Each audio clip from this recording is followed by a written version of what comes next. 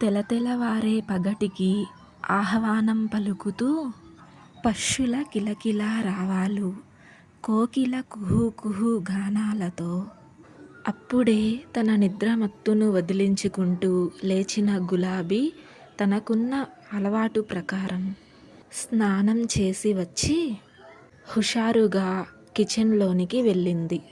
అప్పటికే తల్లి తన కోసం కాఫీ కలిపి చేతికి అందించింది. ఆనందంగా కాఫీ కప్పుతో పాటుగా తనకిష్టమైన నవలని కూడా ఒకదాన్ని చేతిలోనికి తీసుకుని తమ ఇంటి వెనకున్న తోటలోనికి పరిగెత్తింది గులాబీ.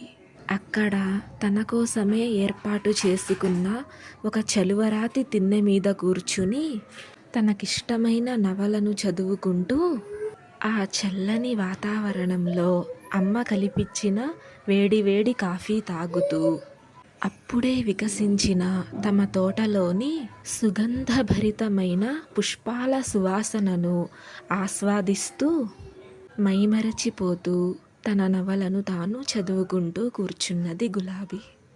ఇది మామూలుగా ప్రతిరోజు జరిగే సంఘటనే. ఆమె తల్లి కొడుకు చింటూకి స్నానం చేయించి ఆ తోటలోనే ముస్తాబు చేయసాగింది. కూతురుని చూస్తూ మురిసిపోసాగింది. అప్పుడు అమ్మతో చింటూ ఇలా అన్నాడు. అమ్మా, ఈరోజు అక్క పుట్టినరోజు కదా, మరి స్పెషల్ ఏమి చేస్తున్నావు అని అడిగాడు. దానికి తల్లి, దానికి సేమియా పాయసం అంటే చాలా ఇష్టం కదా, ఇప్పుడే వెళ్ళి దానిని తయారు చేస్తాను అంటూ వంటగదిలోకి నడిచి వంట చేయసాగింది. ఇంతలో పాలు లేవనే సంగతి జ్ఞాపకం వచ్చి కూతురుని గట్టిగా పిలవసాగింది. గులాబీ, గులాబీ అంటూ అరవసాగింది.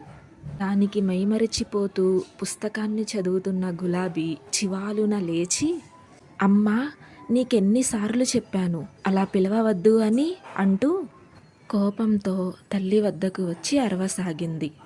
తల్లి ఆమె వైపు నవ్వుతూ చూస్తూ, నీకు కూడా నేను చెప్పాను కదా, నేను నిన్ను ఆ పేరుతోనే పిలుస్తానని అంటూ కూతురు ముఖంలోనికి చూడసాగింది. ఆమె అందమైన గులాబీ లాంటి ముఖంలో కోపం ఎంత వెతికినా కనిపించటమే లేదు. తర్వాత కథను రేపు కొనసాగిద్దాం. థ్యాంక్ యూ అండి.